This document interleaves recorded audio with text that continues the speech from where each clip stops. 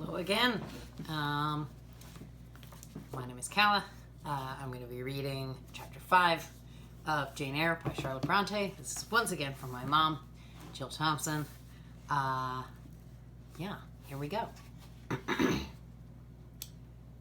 5 o'clock had hardly struck on the morning of the 19th of January when Bessie brought a candle into my closet and found me already up and nearly dressed. I had risen half an hour before her entrance, and had just washed my face and put on my clothes by the light of the half-moon nearly setting, whose rays streamed through the narrow window near my crib. I was to leave Gateshead that day by a coach which passed the lodge gates at 6 a.m. Bessie was the only person yet risen. She had lit a fire in the nursery, where she now proceeded to make my breakfast. Few children can eat when excited with the thoughts of a journey, nor could I. Bessie, having pressed me in vain to take a few spoonfuls of the boiled milk and bread she had prepared for me, wrapped up some biscuits in a paper and put them into my bag. Then she helped me with my pelisse and bonnet, and wrapping herself in a shawl, she and I left the nursery. As we passed Mrs. Reed's bedroom, she said, "Will you go in and bid Mrs. goodbye?" "No, Bessie. She came to my crib last night when you were gone down to supper, and said I need not disturb her in the morning, or my cousins either. And she told me to remember that she had always been my best friend, and to speak of her and be grateful to her accordingly." "What did you say, miss?" "Nothing. I covered my face with the bedclothes and turned from her to the wall." "That was wrong, Miss Jane." "It was quite right, Bessie. Your missus has not been my friend. She has been my foe." "Oh, Miss Jane, don't say so." "Goodbye to Gateshead," cried I, as we passed through the hall and went out at the front door. The moon was set, and it was very dark. Bessie carried a lantern, whose light glanced on wet steps and gravel roads sodden by a recent thaw. Raw and chill was the winter morning. My teeth chattered as I hastened down the drive. There was a light in the porter's lodge. When we reached it, we found the porter's wife just kindling her fire. My trunk, which had been carried down the evening before, stood corded at the door. It wanted but a few minutes of 6, and shortly after that hour had struck, the distant roll of wheels approached the coming coach. I went to the door and watched its lamps approach rapidly through the gloom. "Is she going by herself?" asked the porter's wife. "Yes." "And how far is it?" 50 miles. "What a long way! I wonder Mrs. Reed is not afraid to trust her so far alone." The coach drew up. There it was at the gates, with its 4 horses and its top laden with passengers. The guard and the coachman loudly urged haste. My trunk was hoisted up. I was taken from Bessie's neck, to which I clung with kisses. "Be sure and take good care of her," cried she to the guard as he lifted me into the inside. "Aye, aye," was the answer. The door was slapped to. A voice exclaimed, "All right," and on we drove. Thus was I severed from Bessie and Gateshead, thus whirled away to unknown, and, as I then deemed, remote and mysterious regions. I remember but little of the journey. I only know that the day seemed to me of a preternatural length, and that we appeared to travel over hundreds of miles of road. We passed through several towns, and in one, a very large one, the coach stopped. The horses were taken out, and the passengers alighted to dine. I was carried into an inn where the guard wanted me to have some dinner, but, as I had no appetite, he left me in an immense room with a fireplace at each end, a chandelier pendant from the ceiling, and a little red gallery high up against the wall filled with musical instruments. Here I walked about for a long time, feeling very strange and mortally apprehensive of someone coming in and kidnapping me. For I believed in kidnappers, their exploits having frequently figured in Bessie's fireside chronicles. At last the guard returned. Once more I was stowed away in the coach, my protector mounted in his own seat, sounded his hollow horn, and away we rattled over the stony street of L blank. You know how old-timey books don't tell you where anything else. L blank. The afternoon came on, wet and somewhat misty. As it waned into dusk, I began to feel we were getting very far indeed from Gateshead. We ceased to pass through towns. The country changed. Great grey hills heaved up round the horizon. As twilight deepened, we descended a valley, dark with wood, and long after night had overclouded the prospect, I heard a wild wind rushing among the trees. Lulled by the sound, I at last dropped to sleep. I had not slumbered when the sudden cessation of motion awoke me. The coach door was open, and a person like a servant was standing at it. I saw her face and dress by the light of the lamps. "Is there a girl called Jane Eyre here?" she asked. I answered, "Yes," and was then lifted out. My trunk was handed down, and the coach instantly drove away. I was stiff with long sitting and bewildered with the noise and motion of the coach. Gathering my faculties, I looked about me. Rain, wind, and darkness filled the air. Nevertheless, I dimly discerned a wall before me and a door open in it. Through this door I passed with my new guide. She shut it and locked it behind her. There was now visible a house or houses, for the building spread far, with many windows and lights burning in some. We went up a broad, pebbly path, splashing wet, and were admitted at a door. Then the servant led me through a passage into a room with a fire, where she left me alone. I stood and warmed my numbed fingers over the blaze. Then I looked round. There was no candle, but the uncertain light from the hearth showed. By intervals, papered walls, carpet, curtains, shining mahogany furniture. It was a parlor, not so spacious or splendid as the drawing-room at Gateshead, but comfortable enough. I was puzzling to make out the subject of a picture on the wall when the door opened, and an individual carrying a light entered. Another followed close behind. The first was a tall lady, with dark hair, dark eyes, and a pale and large forehead. Her figure was partly enveloped in a shawl, her countenance was grave, her bearing erect. "The child is very young to be sent alone," said she, putting her candle down on the table. She considered me attentively for a minute or two, then further added, "She'd better be put to bed soon. She looks tired. Are you tired?" she asked, placing her hand on my shoulder. "A little, ma'am." "And hungry too, no doubt. Let her have some supper before she goes to bed, Miss Miller. Is this the first time you have left your parents to come to school, my little girl?" I explained to her that I had no parents. She inquired how long they had been dead, then how old I was, what was my name, whether I could read, write, and sew a little. Then she touched my cheek gently with her forefinger, and saying she hoped I should be a good child, dismissed me, along with Miss Miller. The lady I had left might be about 29. The one who went with me appeared some years later. The first impressed me by her look, voice, and air. Miss Miller was more ordinary, ruddy in complexion, though of a careworn countenance, hurried in gait and action, like one who had always a multiplicity of tasks on hand. She looked indeed, what I afterwards found she really was, an under-teacher. Led by her, I passed from compartment to compartment, from passage to passage, of a large and irregular building, till, emerging from the total and somewhat dreary silence pervading that portion of the house we'd traversed, we came upon the hum of many voices, and presently entered a wide, long room with a great deal of tables, 2 on each end, on each of which burnt a pair of candles, and seated all round on benches, a congregation of girls of every age, from 9 or 10 to 20. Seen by the dim light of the dips, their number to me appeared countless, though not in reality exceeding 80. They were uniformly dressed in brown stuff frocks of quaint fashion and long Holland pinafores. It was the hour of study. They were engaged in conning over their tomorrow's task, and the hum I had heard was the combined result of their whispered repetitions. Miss Miller signed me to sit on a bench near the door, and then walking up to the top of the long room, she cried out, "Monitors, collect the lesson books and put them away." 4 tall girls arose from different tables, and going round, gathered the books and removed them. Miss Miller again gave the word of command. "Monitors, fetch the supper trays." The tall girls went out and returned presently, each bearing a tray with portions of something, I knew not what, arranged therein, and pitchers of water and mug in the middle of each tray. The portions were handed round. Those who liked took a draught of the water, the mug being common to all.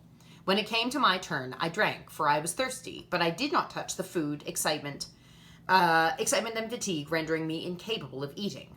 I now saw, however, that it was a thin oaten cake, shared into fragments.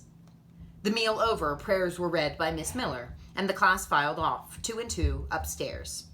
Overpowered by this time with weariness, I scarcely noticed what sort of a place the bedroom was, except that, like the schoolroom, I saw it was very long. Tonight I was to be Miss Miller's bedfellow. She helped me to undress. When laid down, I glanced at the long rows of beds, each of which was quickly filled with 2 occupants, and in 10 minutes the single light was extinguished, and amid silence and complete darkness I fell asleep. The night passed rapidly. Orville. I was too tired even to dream. I only once awoke to hear the wind rave in furious gusts and the rain fall in torrents, and to be sensible that Miss Miller had taken her place by my side. When I again unclosed my eyes, a loud bell was ringing. The girls were up and dressing. Day had not yet begun to dawn, and a rushlight or 2 burned in the room. I too rose reluctantly.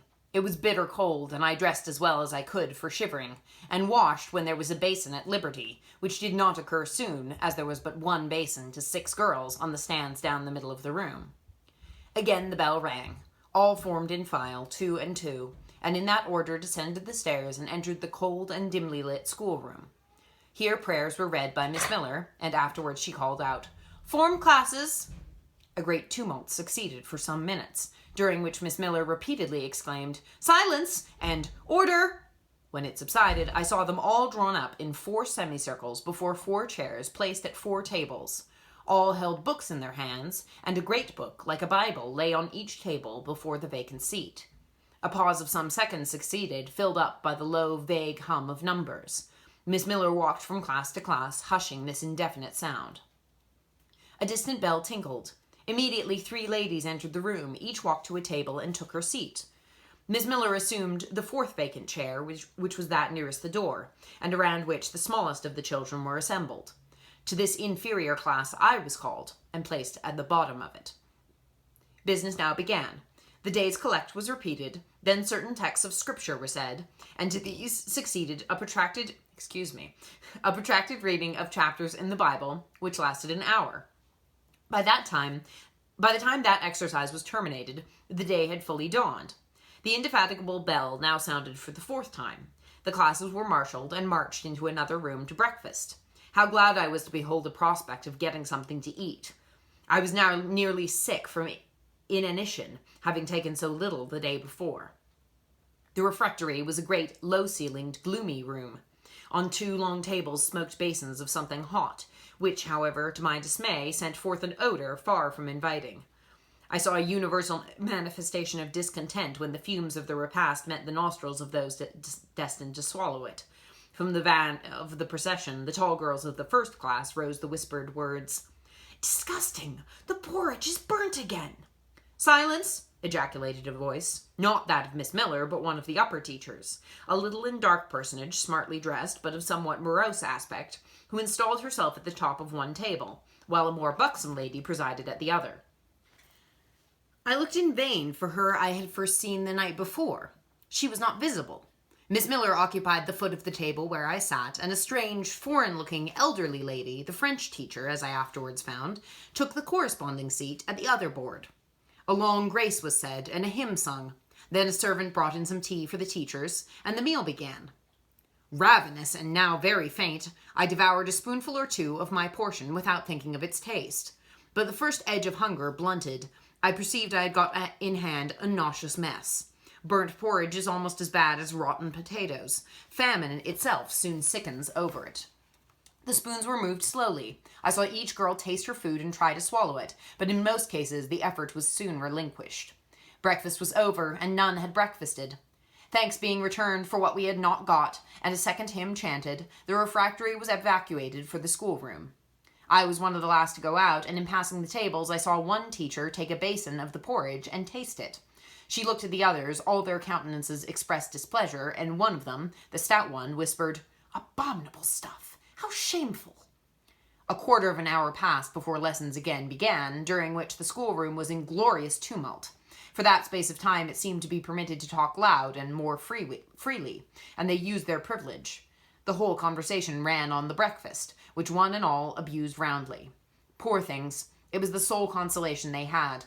Miss Miller was now the only teacher in the room. A group of great girls standing about her spoke with serious and sullen gestures. I heard the name of Mr. Brocklehurst pronounced by some lips, at which Miss Miller shook her head disapprovingly. But she made no great effort to check the general wrath. Doubtless she shared in it. A clock in the schoolroom struck 9. Miss Miller left her circle, and standing in the middle of the room, cried, "Silence! To your seats!" Discipline prevailed.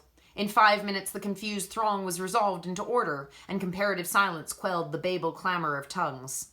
The upper teachers now punctually resumed their posts, but still all seemed to wait. Ranged on benches down the side of the room, the 80 girls sat motionless and erect. A quaint assemblage they appeared, all with plain locks combed from their faces, not a curl visible, in brown dresses made high, and surrounded by a narrow tucker about the throat, with little pockets of holland, shaped something like a Highlander's purse, tied in front of their frocks, and destined to serve the purpose of a work-bag. all too wearing woolen stockings and country-made shoes fastened with brass buckles. Above 20 of those clad in this costume were full-grown girls, or rather young women. It suited them ill and gave an air of oddity even to the prettiest.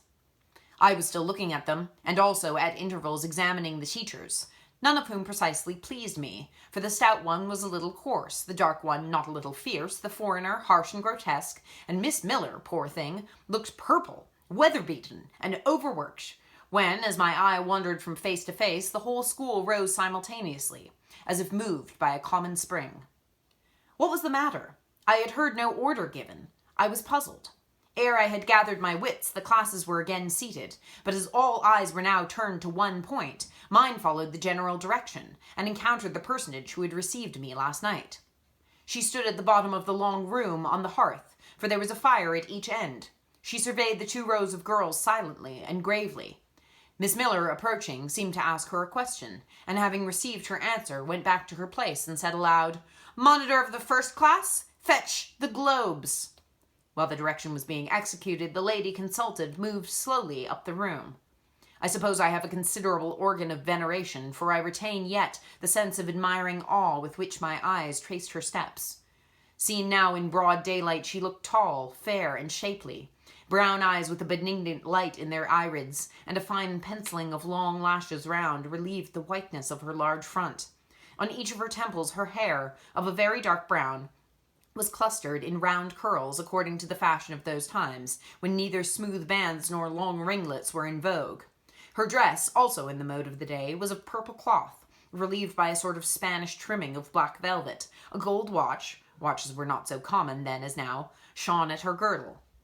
Let the reader add, to complete the picture, refined features, a complexion, if pale, clear, and a stately air and carriage, and he will have, at least, as clearly as words can give it, a correct idea of the exterior of Miss Temple. Maria Temple, as I afterwards saw the name written in a prayer book entrusted me to carry to church. The superintendent of Lowood, for such was this lady, having taken her seat before a pair of globes placed on one of the tables, summoned the first class round her, and commenced giving a lesson on geography. The lower classes were called by the teachers. Repetitions in history, grammar, etc. went on for an hour. Writing and arithmetic succeeded, and music lessons were given by Miss Temple to some of the elder girls. The duration of each lesson was measured by the clock, which at last struck 12. The superintendent rose. "I have a word to address to the pupils," said she. The tumult of cessation from lessons was already breaking forth, but it sank at her voice. She went on, "You had this morning a breakfast which you could not eat. You must be hungry. I have ordered that a lunch of bread and cheese shall be served to all." The teachers looked at her with a sort of surprise. It is to be done on my responsibility," she added, in an explanatory tone to them, and immediately afterward left the room. The bread and cheese was presently brought in and distributed, to the high delight and refreshment of the whole school. The order was now given. "To the garden!" Each put on a coarse straw bonnet with strings of colored calico and a cloak of gray frieze. I was similarly equipped, and following the stream, I made my way into the open air. The garden was a wide enclosure, surrounded with walls so high as to exclude every glimpse of prospect. A covered veranda ran down one side, and broad walks bordered a middle space divided into scores of little beds. These beds were assigned as gardens for the pupils to cultivate, and each bed had an owner. When full of flowers, they would doubtless look pretty, but now, at the latter end of January, all was wintry blight and brown decay. I shuddered as I stood and looked round me. It was an inclement day for outdoor exercise, not positively rainy, but darkened by a drizzling yellow fog. All underfoot was still soaking wet with the floods of yesterday. The stronger among the girls ran about and engaged in active games, but sundry pale and thin ones herded together for shelter and warmth in the veranda. And amongst these, as the dense mist penetrated to their shivering frames, I heard frequently the sound of a hollow cough. As yet I had spoken to no one, nor did anybody seem to take notice of me. I stood lonely enough, but to that feeling of isolation I was accustomed. It did not oppress me much. I leant against a pillar of the veranda, drew my grey mantle close about me, and trying to forget the cold which nipped me without, and the unsatisfied hunger which gnawed me within, delivered myself up to the employment of watching and thinking. My reflections were too undefined and fragmentary to merit record. I hardly yet knew where I was. Gateshead and my past life seemed floated away to an immeasurable distance. The present was vague and strange, and of the future I could form no conjecture. I looked round the convent-like garden, and then up at the house. A large building, half of which seemed grey and old, and the other half quite new. The new part, containing the schoolroom and dormitory, was lit by mullioned and latticed windows, which gave it a church-like aspect. A stone tablet over the door bore this inscription: Lowood Institution. This portion was rebuilt A.D. blank by Naomi Brocklehurst of Brocklehurst Hall in this county. Let your light so shine before men that they may see your good works and glorify your Father which is in heaven. St. Matthew 5:16. I read these words over and over again. I felt that an explanation belonged to them, and was unable fully to penetrate their import. I was still pondering the signification of institution, and endeavoring to make out a connection between the first words and the verse of Scripture, when the sound of a cough close behind made me turn my head. I saw a girl sitting on a stone bench near. She was bent over a book, on the perusal of which she seemed intent. From where I stood I could see the title. It was Rasselas, a name that struck me as strange, and consequently attractive. In turning a leaf she happened to look up, and I said to her directly, "Is your book interesting?" I had already formed an intention of asking her to lend it to me some day. "I like it," she answered, after a pause of a second or two, during which she examined me. "What is it about?" I continued.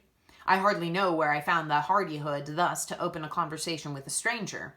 The step was contrary to my nature and habits, but I think her occupation touched a chord of sympathy somewhere. For I too liked reading, though of a frivolous and childish kind. I could not digest or comprehend the serious or substantial. "You may look at it," replied the girl, offering me the book. I did so. A brief examination convinced me that the contents were less taking than the title. Rasselas looked dull to my trifling taste. I saw nothing about fairies, nothing about genii. No bright variety seemed spread over the closely printed pages. I returned it to her. She received it quietly, and without saying anything, she was about to relapse into her former studious mood. Again I ventured to disturb her. "Can you tell me what the writing on that stone over the door means? What is Lowood Institution?" "This house where you are come to live." "And why do they call it an institution? Is it any way different from other schools?" "It is partly a charity school. You and I and all the rest of us are charity children. I suppose you are an orphan. Are not either your father or your mother dead?" "Both died, before I can remember." "Well, all the girls here have either lost one or both parents, and this is called an institution for educating orphans." "Do we pay no money? Do they keep us for nothing?" "We pay, or our friends pay, £15 a year for each." "Then why do they call us charity children?" "Because £15 is not enough for board and teaching, and the deficiency is supplied by subscription." "Who subscribes?" "Different benevolent-minded ladies and gentlemen in this neighbourhood and in London." "Who was Naomi Brocklehurst?" "The lady who built the new part of this house, as that tablet records, and whose son overlooks and directs everything here." "Why?" "Because he is treasurer and manager of the establishment." "Then this house does not belong to that tall lady who wears a watch, who said we were to have some bread and cheese?" "To Miss Temple? Oh, no, I wish it did. She has to answer to Mr. Brocklehurst for all she does. Mr. Brocklehurst buys all our food and all our clothes." "Does he live here?" "No, 2 miles off, at a large hall." "Is he a good man?" "He's a clergyman, and it is said to do a great deal of good." "Did you say that tall lady was called Miss Temple?" "Yes." "And what are the other teachers called?" "The one with the red cheeks is called Miss Smith. She attends to the work, and cuts out, for we make our own clothes, our frocks, and pelisses, and everything. The little one with black hair is Miss Scatcherd. She teaches history and grammar, and hears the second-class repetitions. And the one who wears a shawl and has a pocket-handkerchief tied to her side with a yellow riband is Madame Pierrot. She comes from Lille, in France, and teaches French." "Do you like the teachers?" "Well enough." "Do you like the little black one, and the Madame... I cannot pronounce her name as you do." "Miss Scatcherd is hasty. You must care not to offend her. Madame Pierrot is not a bad sort of person." "But Miss Temple is the best, isn't she?" "Miss Temple is very good and very clever. She is above the rest because she knows far more than they do." "Have you been long here?" 2 years. "Are you an orphan?" "My mother is dead." "Are you happy here?" You ask rather too many questions. I have given you answers enough for the present. Now I want to read. But at that moment the summons sounded for dinner. All re-entered the house. The odor which now filled the refectory was scarcely more appetizing than what had regaled our nostrils at breakfast. The dinner was served in 2 huge tin-plated vessels, wherein rose a strong steam redolent of rancid fat. I found the mess to consist of indifferent potatoes and strange shreds of rusty meat mixed and cooked together. Of this preparation, a tolerably abundant plateful was apportioned to each pupil. I ate what I could and wondered within myself whether every day's fare would be like this. After dinner, we immediately adjourned to the schoolroom. Lessons recommenced, and we continued till 5 o'clock.